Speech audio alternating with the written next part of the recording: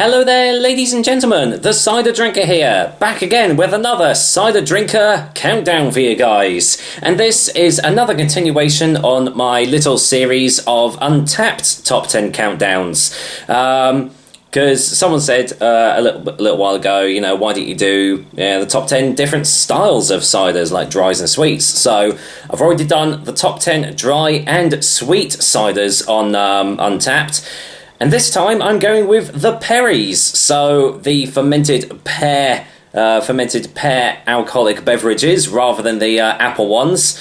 And yeah, there's some interesting choices on here that have come through. What I'll say is basically almost every single one of these has got either full marks or basically a 9 out of 10. So all of these are rated extremely highly on Untappd. And if you do ever see them at beer or cider festivals or in bottle shops or anything, then yeah, definitely give them a go.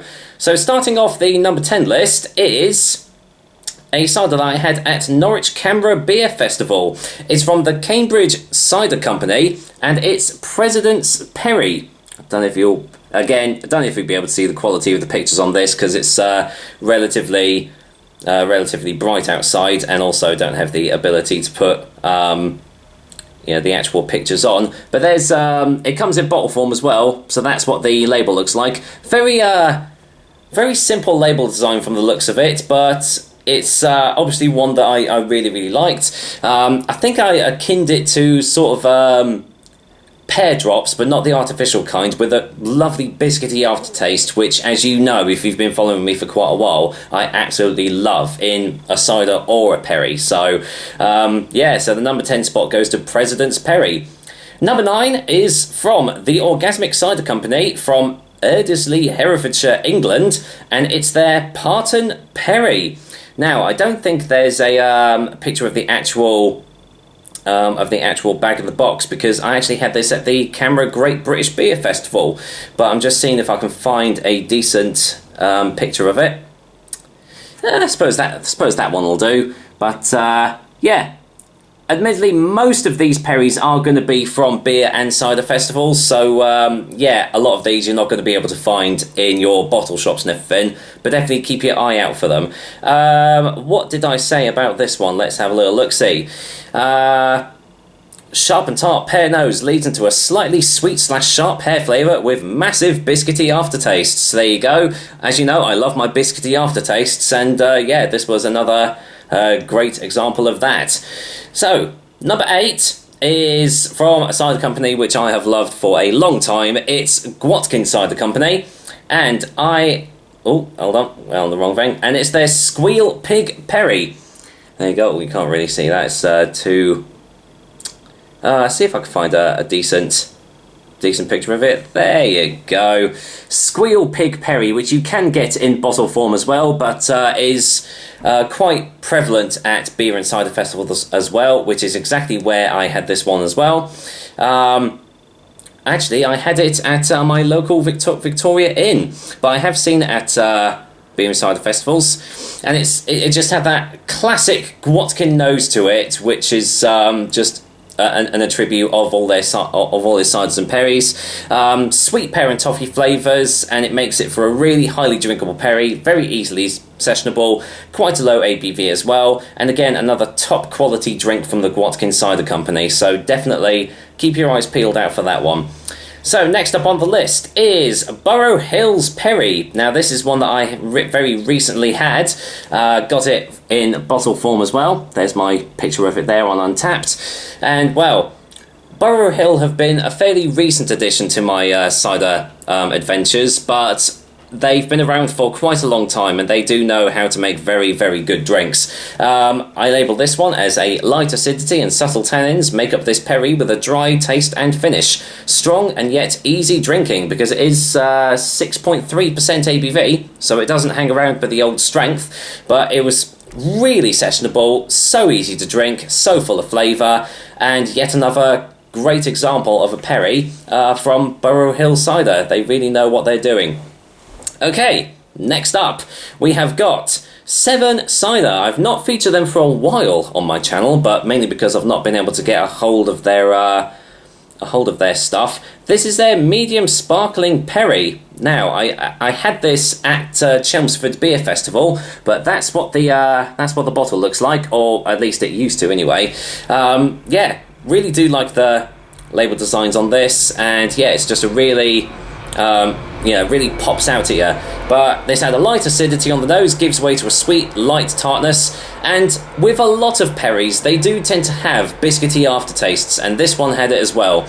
It obviously is the certain yeast strains or something that is used within the fermentation of the Perry, but I just love that aftertaste on it. You don't get it as much in ciders, obviously you do still, but it seems to be more prevalent in Perries, and that's probably why I love them so much more. Okay, next up, what are we up to? We're into the top 5. So at number 5 is from Turner's in Marden, and well, funnily enough, it's their pear cider. There you go, that's my picture on Untappd. Notes of smooth toffee and poached pear on the nose with sweet, tangy pear tastes coupled with a light body. Very refreshing, gorgeous. Well, there you go. If that doesn't get your taste buds tingling, I don't know what is. I don't know what will. Again, Turner's are a fantastic cider company. Their labels are very simplistic. They just basically tell you what is expected in the bottle, and that's what you get. No, fancy schmancy stuff on there, which again is great, but sometimes it is the really simple looking labels, which you must say this one quite is. But generally, sometimes the simpler labels turn out the best produced drinks, and this is definitely no exception. If you've not tried any of the Turner's cider products before, then highly recommend you seek them out, especially their pear cider. Very, very good. Now then, this is a little bit of a controversial one, but when I was recently in Ipswich, I visited St Jude's Brewhouse, and a very quirky place, I must say, but I really did like it, and the range of ciders that they have on is astronomically good. And I saw this one, and it was actually from their microbrewery, and it was a hazelnut Perry. That's my picture of it there. Yeah, a hazelnut Perry. Let me just let that sink in for a little bit. But I don't think you can get it in bottle form at all. It doesn't look like you can. But yeah, it sounds like it doesn't work, but it actually really did. Massive hazelnut hits to begin with, and it's coupled with really lovely sweet pear notes, and it just worked so well. You have to it's one of these ones that you have to experience it to know exactly what it tastes like, but honestly, if you do see it, I highly do recommend you give it a go, because it is absolutely fantastic. Hazelnut Perry, never seen anything else quite like it before, and definitely one that I do recommend you go out and try. Okay, next up we have a Perry from Dudder's Tun, called, Dudder's Tun Perry. Now, I have had this a couple of times, but I just recently managed to acquire it in bottle form. There we go, obviously from Orchard Box, as you can see from the old tankard there. This was a really fantastic Perry. A light sweetness, a little bit of tartness, smooth honey-like aftertaste, and it all just complements each other so well. The flavours are just moulded really well together. Dudder's Tun are one of these companies that have been around for ages as well, and they know how to make ciders. They also do some infused ones, infused ciders. That they've got an apricot one I've seen. I think they do a rhubarb one. I'm not sure on that, but their pair of Dudders is fantastic as well. If you've not tried that either, definitely seek them out. Dudder's Tun is very good. And they market this as a slightly weaker version of the pair of Dudders, because that is relatively strong. I think it's like 7.3. But that's a very more sessionable 5.2%, so definitely can get a couple of bottles of those down. And so we come to the last two. So what has made the last two? Well, this one sort of came out of nowhere and blew me away. It's from a company called Orchard's Cider and Perry Company, which sounds like quite a basic name, but, their Blakeney Red Single Variety Perry really did sort of just blow me away. I mean, first of all, look at that colour. I mean, holy moly, that colour is absolutely amazing. Yeah, fragrant nose, almost like a Turkish delight, which is also in the taste, and then, as usual, a massive biscuity aftertaste that lingers. Obviously, if I have done a review of it, I'll pop it on a card up at the top of the screen so you can go and check out a more in-depth look at my reviews on them.